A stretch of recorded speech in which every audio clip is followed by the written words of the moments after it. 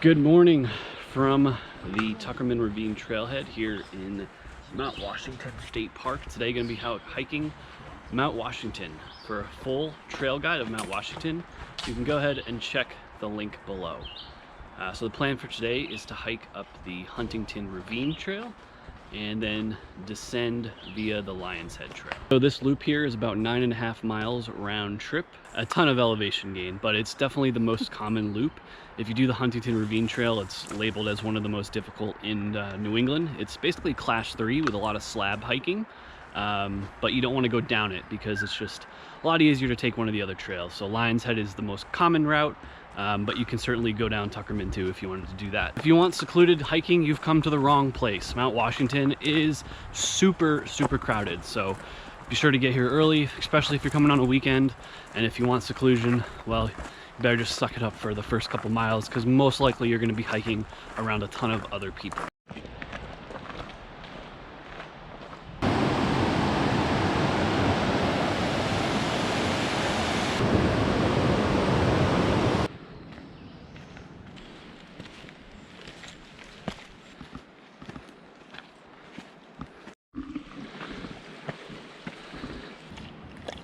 After about 1.25 miles of hiking, you're going to find your junction with the Huntington Ravine Trail here and continue right.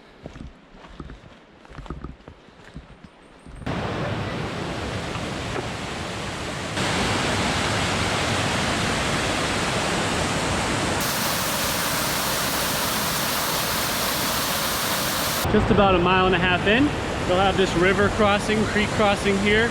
There's a number of ways to do it, but you really just want to take it right across low here. So don't go up those rocks, just stay low.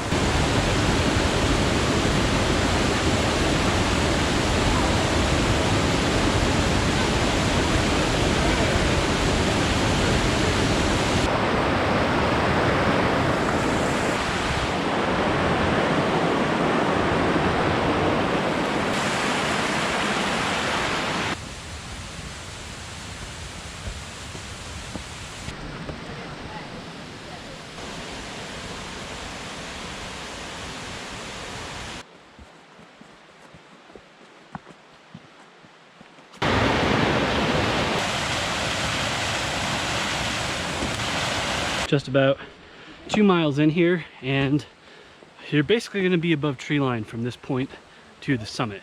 So expect a lot of sun, and this is where the elements will probably pick up: wind, weather potential, etc. So far the hiking has been pretty straightforward outside of those 2 stream crossings, and steady elevation gain. We've gained about 1,700 feet so far.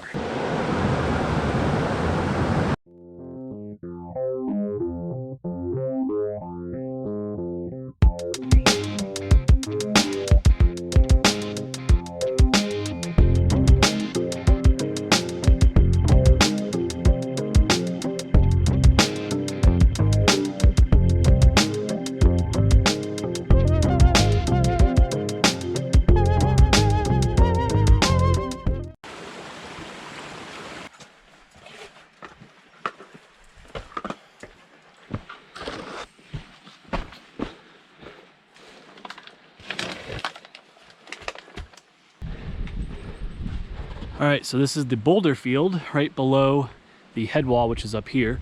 This will be a pretty slow going section, a lot of boulder hopping here. This is where if you have a dog, you might have to help them a bit. These are pretty large boulders. You may notice from this point on 2 less people in our party, and I'm pretty liberal when it comes to hiking with the dog, but we just got to this boulder field here and I just felt like it was too much for her. So Jackie made an insanely amazing gesture and basically just took the dog back down and let my sister and I keep going. So we both feel kind of bad about it, but she pretty much insisted. So anyway, we're in the Boulder Field now, and just gonna keep plugging away. But the Boulder Field is pretty slow going. It's a lot of big rock hopping to get through this section. Regarding dogs on Huntington Ravine, certainly dogs can make it up this. I think Juno's biggest problem is she doesn't always like boulder hopping and hopping up. She like ran down the section she was having trouble with, but In terms of difficulty, this is where it starts.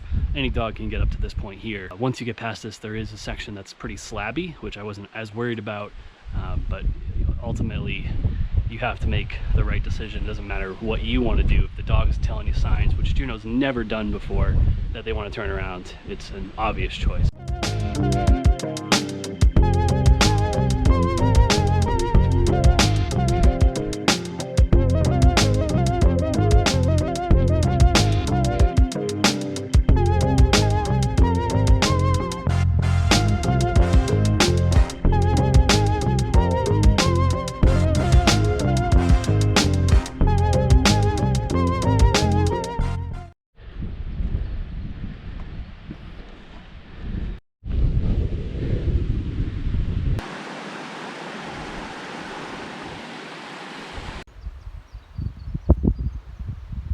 At the base of the head wall here, so you can see that it's pretty slabby the entire way. This is where all of the exposure starts and all of the class 3 hiking is as well. You obviously want to avoid any of the wet rock. That would be terrible. So if it's wet, I don't know if I turn around, but I'd just be super careful. But it's pretty straightforward hiking. There's going to be yellow blazes along the way.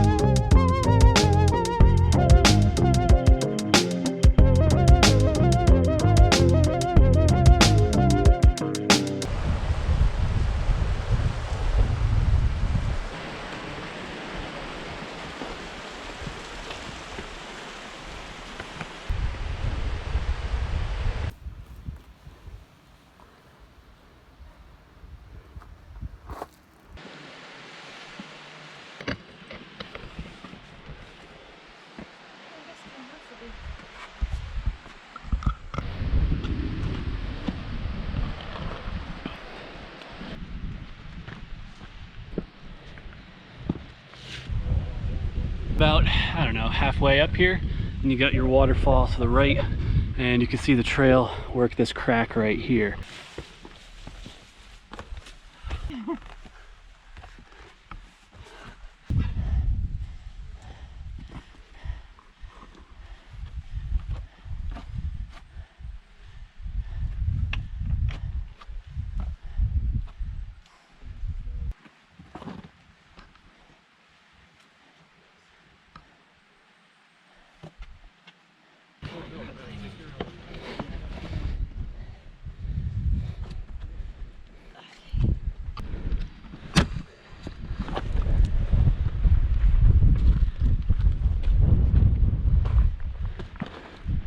All right, once you reach this big cairn pile here, that basically signifies the end of the technical stuff.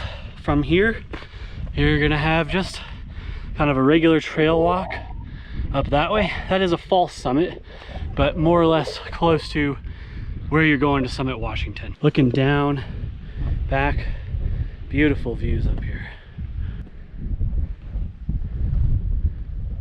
Just leaving Huntington Ravine now, and boy, it's just a smack in the face from the wind up here, reminding you that the weather is very different above the ravine than it is in it and below it. Mount Washington has recorded the fastest wind speeds on Earth, so even if the weather forecast is calling for slower or low winds, don't believe that. It's pretty much always going to be windy up here. But on a hot summer day, it can be quite nice.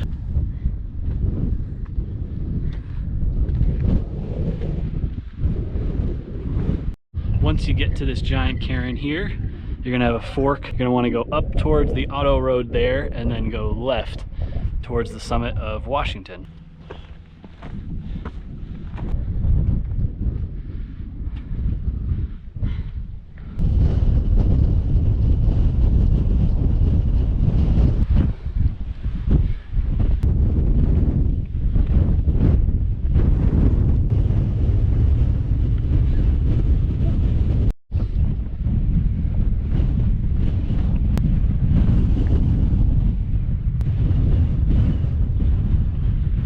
Nothing like the soothing sound of a motorcycle at the top of a mountain. Nature.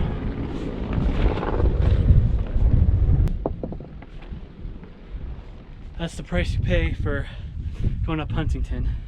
Is the summit is Mount Washington, and you can drive up it. So it is going to be a complete zoo up there, and because Jackie's waiting for us down low, we're going to make our summit time very quick. But even if she was with us, I would rather have a hot rod stabbed into my arm than hang out at Mount Washington summit more than I need to. To be honest with you, the views up here are not the best because it's a big flat summit and it's just really crowded.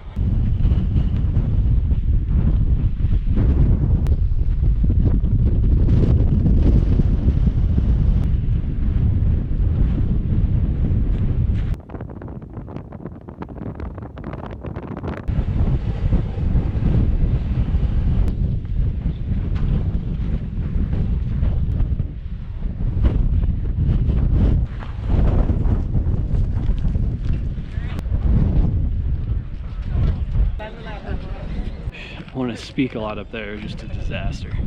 But yeah, the summit of Mount Washington is like the summit of Mount Evans or Pikes Peak. It's just kind of a disaster up here. Views are pretty good if you can get off to the sides, and you can definitely get a clear day. From here, we just are going to take the Tuckerman Ravine trail down to Lion's Head, and then take Lion's Head all the way back to the car. After a little descent, you can see us working down to the point there, and then we're going to drop down into the woods and rejoin the Tuckerman Ravine trail.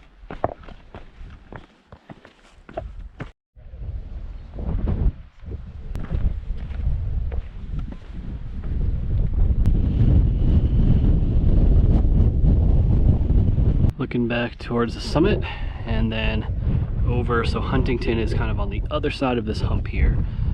But very, very pretty up here. Man, so it's been a long time since I've hiked with this many people around me. And if you've watched any of my other videos, you know how I feel about that, which is pretty negative. So we are trying so hard to balance a juggling act, if you will, of maintaining a safe speed for everybody in the party, while also not being yo-yoing with 100 people. You can see here what the trail looks like. We're really just trying to kind of create our own space. Mount Washington is, for all you Colorado viewers, like hiking Grays and Torreys on a Saturday, and of course we're here on a Saturday as well, so it's crazy busy, and this is probably the most popular way down as well. So it's just not ideal, but we're just managing it the best we can.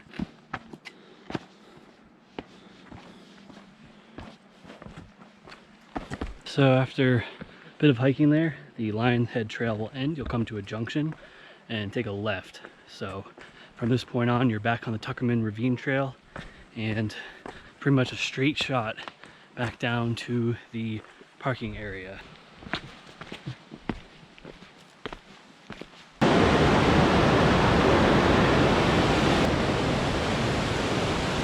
I truly don't think people give the Lion's Head trail enough credit.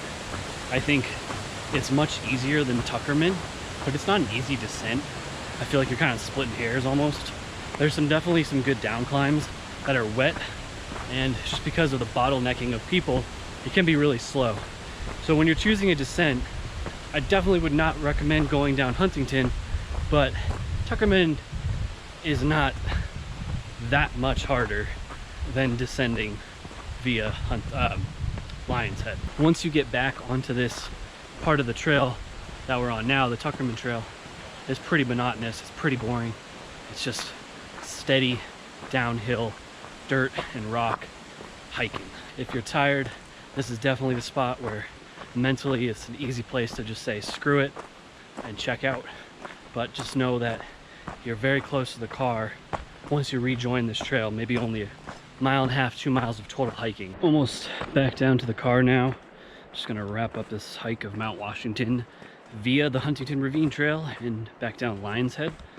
So As I said earlier, I'm very liberal with bringing dogs on hikes. I would say that I trust Juno to do pretty much anything, but this was one of those days where you just really should not bring a dog on this hike, and we learned it the hard way. Luckily, Jackie fell on the sword for all of us. I would highly recommend against bringing a dog on the Huntington Ravine Trail.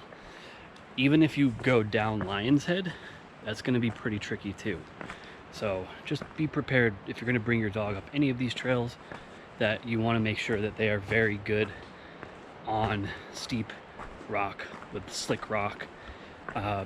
This is going to end up being just about 9.5 miles round trip here, and it was really a beautiful hike. In terms of gear, you can check the description below for everything I've used on this hike. It's pretty simple. I'd recommend just having a day pack with plenty of supplies to keep you through the day. Hiking shoes or hiking boots, and hiking poles as an optional item. I didn't end up using mine today, but they can certainly help your knees on the way down. Overall, a beautiful hike, and one I'm definitely happy we did. We're able to get to the summit. Been wanting to rehike this one for a very long time, and excited that I could check that off today. If you're new to my channel, I do hike trail guides, hiking related content, gear reviews here in New England and beyond. So go ahead and hit that subscribe button. For a full trail guide of Mount Washington via the Huntington Ravine, you can go ahead and check the link in the description below. As always, thanks for watching, and we'll see you on the next adventure.